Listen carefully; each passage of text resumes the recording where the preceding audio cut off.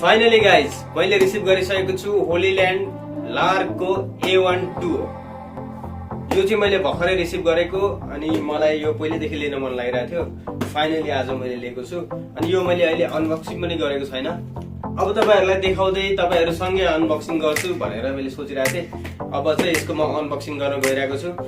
Video लास्टसम्म हेर्नु होला। यसमा के छ, कस्तो क्वालिटी छ सबै म तपाईहरुलाई देखाउने वाला छु। Stay tune guys. ल गाइज अब चाहिँ म यसको अनबक्सिङ गर्न गइरहेको छु। बक्स चाहिँ यस्तो छ। यसलाई अब यहाँदेखि सट्ट यस्तो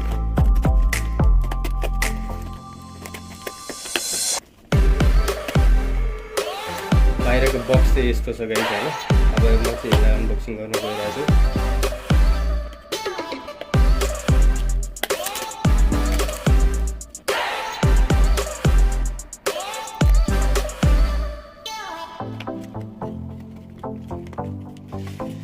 फाइनली गाइज यो चाहिँ हाम्रो होलील्यान्ड लार्क A1 हो। बक्स यस्तो रहेछ, पछाडि यस्तो रहेछ। अब यसलाई बक्स ओपन गर्दाखेरि यस्तो बक्स पाइने रहेछ गाइज। यस्तो बक्स पाइने रहेछ होलील्यान्डको। यस्तो बक्स पाइने रहेछ अनि तपाईलाई यो चाहिँ केस रहेछ। यसमा चाहिँ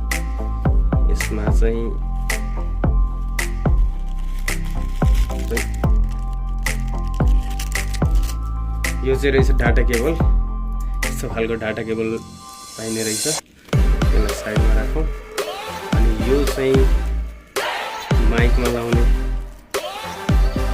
जालीमा लाउने यस्तो हुँदो रहेछ है। फाइनली गाइज फाइनली यो भित्र चाहिँ यस्तो हुँदो रहेछ गाइज हैन। फाइनली यो चाहिँ हाम्रो माइक रहेछ। माइक चाहिँ यस्तो रहेछ, तपाईहरु हेर्न सक्नुहुन्छ। यस्तो माइक छ, दुईटा रहेछ। दुईटा माइक डुओ भएको कारणले दुईटा। अब यसलाई चाहिँ यो चाहिँ मेरो एन्ड्रोइड फोन हो। यो एन्ड्रोइड फोनमा लाग्ने आइफोनको 15 देखि माथि लाग्छ होला। स्पिकरको रिमोट यस्तो रहेछ। यो चाहिँ यस्तो हुने रहेछ है गाइज हैन।